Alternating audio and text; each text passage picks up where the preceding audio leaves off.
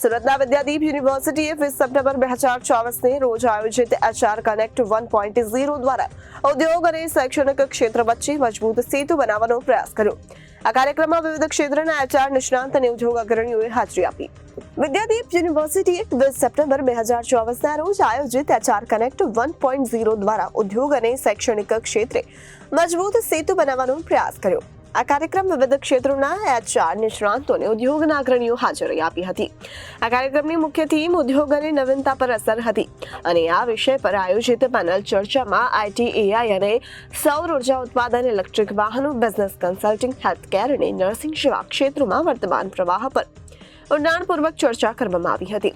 આ પેનલમાં કમલેશ ઠક્કર, આશિષ અગ્રવાલ, નિલેશ મહેતા, કેયુર રાખોલિયા અને ધનદીપ ગુજરાજગુરુ જેવા ઉદ્યોગોની જાણીતી હસ્તીઓની હાજરી આપી હતી।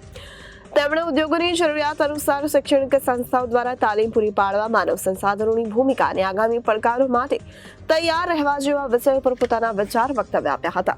વિદ્યાદીપ યુનિવર્સિટીના પ્રવક્તાએ જણાવ્યું કે આ કાર્યક્રમમાં યોજાયેલી ચર્ચા વિદ્યાર્થીઓને જોબ માર્કેટમાં વધુ સારું પ્રદર્શન કરવામાં મદદ કરશે। યુનિવર્સિટી 13 કોલેજો અને 5000થી વધુ વિદ્યાર્થીઓને આધુનિક શિક્ષણ પ્રદાન કરી રહી છે અને આવી ઘટનાઓ દ્વારા ઉદ્યોગ અને શિક્ષણ જગત વચ્ચે સંકલન મજબૂત કરવાનો પ્રયાસ કરી રહી છે। નમસ્કાર મિત્રો, મારું નામ હિરેન પટેલ છે। વિદ્યાદીપ યુનિવર્સિટીમાં હું વાઇસ પ્રેસિડેન્ટ છું। આજનું અમારું HR કોન્ક્લેવનો મેઇન મુદ્દો છે કે આજના જે સમયમાં વિદ્યાર્થીઓના જે પ્રશ્નો છે, જ્યારે એ જોબ માટે જાય છે તો એને ઘણા બધા રિજેક્શનો મળતા હોય છે। એ રિજેક્શનો શા માટે થાય છે, એના પ્રોબ્લેમ સોર્ટ આઉટ કરવા માટે થઈને આજે અમે HR કોન્ક્લેવ રાખ્યું છે। એનાથી અમારી યુનિવર્સિટીને જાણવા મળે એમને કઈ ટાઈપના સ્ટુડન્ટ્સની જરૂર છે, તો સ્કિલ બેઝ જોઈએ છે, એજ્યુકેશન બેઝ જોઈએ છે કે અધર, એના માટે અમે આજે HR કોન્ક્લેવ રાખેલ છે। વિદ્યાદીપ યુનિવર્સિટીને કેટલો સમય થયો છે અને એનું ભવિષ્યનું પ્લાનિંગ તમે શું વિચાર્યું છે? વિદ્યાદીપ યુનિવર્સિટીને 2 વર્ષ પૂર્ણ થયા છે અને એના ફ્યુચરમાં અમે 100% પ્લેસમેન્ટનું આસિસ્ટન્સ રાખીએ છીએ। સર, આપણે જ્યારે પહેલાં કોલેજ ચલાવતા હતા અને આજે છેલ્લા 2 વર્ષથી યુનિવર્સિટી, બે વચ્ચેનો આપને તફાવત શું લાગે છે? કોલેજ ચલાવવું એક ઇઝી વસ્તુ છે અને યુનિવર્સિટી ચલાવવું એક એટલું જ ટફ વસ્તુ છે, કારણ કે કોલેજમાં તમારી પાસે કોઈ જવાબદારી નથી હોતી, આમાં પૂરેપૂરી જવાબદારી તમારી હોય છે, એટલે ઘણું બધું સેલ્ફ બી આપણે ઇમ્પ્રુવમેન્ટ કરવાનું રહેતું હોય છે। આપણે જનરલી વિદ્યાર્થીઓને કયા વિસ્તારના વિદ્યાર્થીઓને મેઇન ટાર્ગેટ કરીએ છીએ અને આપણે વિદ્યાર્થીઓના ભવિષ્ય માટે શું વિચારીએ છીએ? વિદ્યાદીપ યુનિવર્સિટી એટલું સિટીના સ્ટુડન્ટને નથી ટાર્ગેટ કરતું, બટ રૂરલના સ્ટુડન્ટને પણ ટાર્ગેટ કરે છે, ટ્રાઇબલના સ્ટુડન્ટને પણ ટાર્ગેટ કરે છે કે જેની પાસે સ્કિલ છે એ તો ડેવલપ થવાનો છે, પણ જેની પાસે સ્કિલ નથી એને પણ આપણે ડેવલપ કરીએ છીએ। અંતમાં આપ અમારા દર્શક મિત્રોને આપણે જે કન્ક્લેવ કરીએ છીએ એની પાછળ કયા વિદ્યાર્થીઓને મુખ્ય ફાયદો થશે એ વિશે આપ કહો। આ કોન્ક્લેવ કરવાથી એક પર્ટિક્યુલર એક ફિલ્ડ નથી, અમે આ કોન્ક્લેવમાં બધી ફિલ્ડને આવરી લીધી છે, તો બધા જ ટાઈપના વિદ્યાર્થીઓને medical, paramedical, engineering, IT, commerce and બધી ફિલ્ડને અમે આવરેલી છે, તો બધા વિદ્યાર્થીઓને આમાં ફાયદો થશે। અંતમાં આપ શું મેસેજ પાઠવશો લોકોને? હું એટલું મેસેજ પાઠવવા માંગુ છું કે વિદ્યાર્થીઓને કે તમે સારી જગ્યા પર ભણશો, સારું એજ્યુકેશન લેશો તો સારી જોબ તમને મળશે। નમસ્કાર, હું doctor Vipul Shastri, provost Vidyadeep university. Vidyadeep university કે જે 2022થી શરૂ થયેલ છે અને આટલા ટૂંકા ગાળામાં એણે 13થી વધુ UG જેટલા કોર્સો, 8થી વધુ PG અને 11થી વધુ જેટલા PhD કોર્સીસ શરૂ કર્યા છે।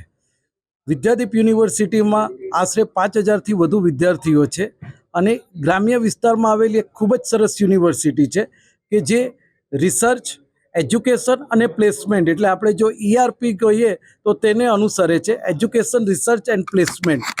એજ્યુકેશનમાં તમે જો તો અમારા વિદ્યાર્થીઓ જે છે તે સારામાં સારું એકેડેમિક એક્સલન્સ મળે તેવા પ્રયત્નો થાય છે।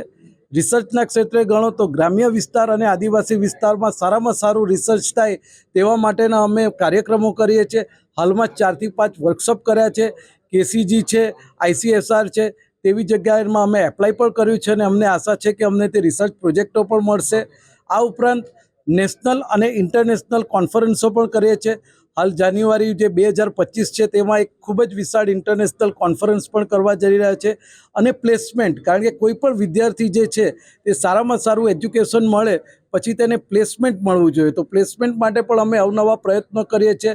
તેના જ ભાગરૂપે અમે આજે એક HR મીટ કરી છે. આ HR મીટમાં જે પણ વ્યક્તિઓ આવશે તેના પાસેથી અમે જાણશું કે તેઓની જરૂરિયાત શું છે અને આ જરૂરિયાત પ્રમાણે અમે કોર્સો પણ શરૂ કરશું. ઘણી વસ્તુ જો અમારા કોર્સોમાં ઇન્કોર્પોરેટ કરવાનું લાગશે તો ઇન્કોર્પોરેટ પણ કરશું. અને જે ઇનોવેશન, ઇન્ડસ્ટ્રી, ઇમ્પેક્ટ, જે આ 3 આઈ છે તેને પ્રધાનમંત્રી શ્રી નરેન્દ્રભાઈ મોદીના વિઝન, જે એકેડેમિક ઇન્ડસ્ટ્રીયલ લિંકેજ, એ બેવને જોડીને 2047નું જે વિકસિત ભારતનું જે વિઝન છે તેને પૂરા પાડવા માટે અમે અથાગ પ્રયત્ન કરશું. ખૂબ ખૂબ આભાર.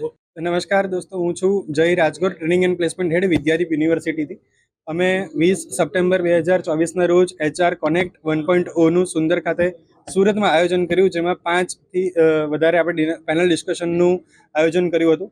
પેનલિસ્ટ આપણે ડિફરન્ટ સેક્ટરથી આપણે ઇન્વાઇટ કર્યા હતા, જેમાંના panelist number 1 mister Keyur Rakholiya, heaven group of કંપનીઝના ફાઉન્ડર એન્ડ ડિરેક્ટર, જે અત્યારે સોલારની અંદર બહુ જ સારી રીતે લોકોને એન્ટરપ્રિન્યોરશિપનું ઉદાહરણ બહુ જ નાની ઉંમરમાં કેવી રીતે પાડી રહ્યા છે, એને આપણે પેનલિસ્ટ તરીકે આપણે એમનો લાભો લીધો, કેવી રીતે એન્ટરપ્રિન્યોરશિપની ઉપર આપણે પ્રાવધાન કરી શકીએ. એમણે બહુ જ સારી રીતે શિખામણ અને સારી સમજણો આપી. બીજા આપણી સાથેના જે પેનલિસ્ટ હતા એ મિસ્ટર ધનદીપ રાજ્યગુરુ, કે જે કેનેડિયન મલ્ટીનેશનલ કંપનીઝના બહુ જ સારા પ્રોફેશનલ માણસ, કે જે HRની અંદર ટેલેન્ટ કેવી રીતે હાયર કરવું, ટેલેન્ટને કેવી રીતે લોકો સુધી ઇમ્પ્લાન્ટ કરવું, એમણે બહુ જ સુંદર રીતે એમણે આયોજન અને કર્યું અને વાત કરી. ત્યારબાદ આપણા જે ત્રીજા 1EV founder director Nilesh Mehta, કે જેમણે સોલાર ઇન્ડસ્ટ્રી સાથે સાથે EV સેગમેન્ટમાં કેવી રીતે આવનારા ગ્રોથને કામ કરવું એની એમણે બહુ જ સરસ રીતે વાત કરી. કેવી રીતે લોકો સુધી એક સારો મેન પાવર ઊભો કરી શકાય એમણે ખૂબ સરસ જાણકારી આપી. બિઝનેસ કન્સલ્ટન્સીથી મિસ્ટર કમલેશ ઠક્કર હતા, કે જેમણે આવનારા સમયની અંદર બાળકને ફ્રીલાન્સિંગથી તેમજ જોબ માટે શું માઇન્ડસેટ હોવો જોઈએ, અત્યારે શું ગેપ છે અને આવનારા સમયની એમની શું માંગ હોવી જોઈએ, એમણે બહુ જ સરસ રીતે એમણે માર્ગદર્શન પૂરું પાડ્યું. એના લેવલથી આપણે એમને શિખામણ અને એ વસ્તુને લઈને આપણે કોર્સીસ ઇન્કોર્પોરેટ કરશું. તો HR કનેક્ટ 1.0નો ઉદ્દેશ્ય માત્ર ને માત્ર ઇન્ડસ્ટ્રીની અંદર ઇનોવેશન લાવી ઇમ્પેક્ટ કેવી રીતે લાવવું એ આપણે મહદઅંશે સફળ કર્યો. Reporter Arvind Rathod, Janadesh news, Surat.